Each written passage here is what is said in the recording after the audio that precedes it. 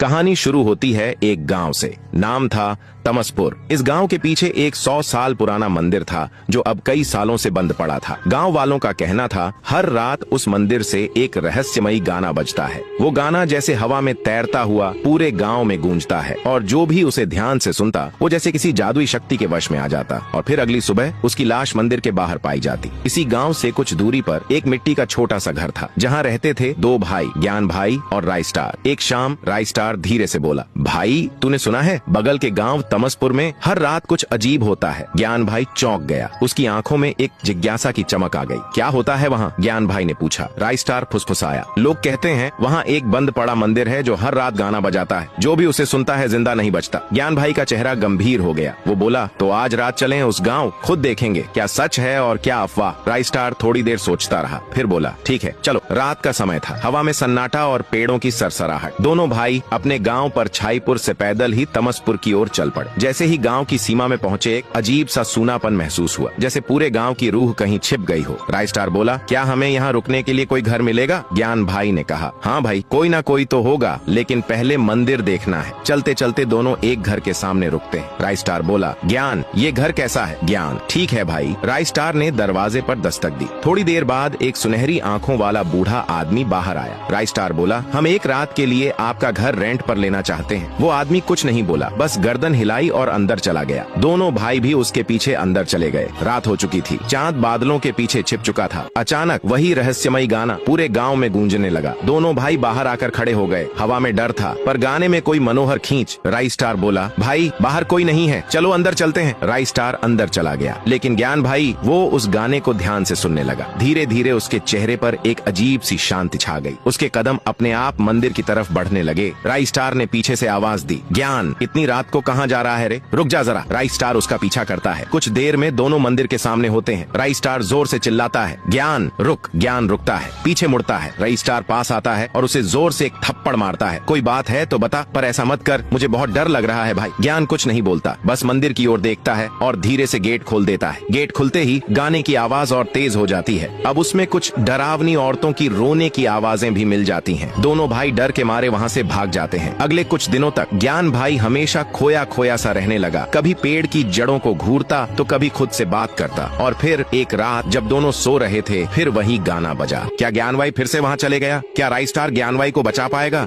जब खुद भी उस मंदिर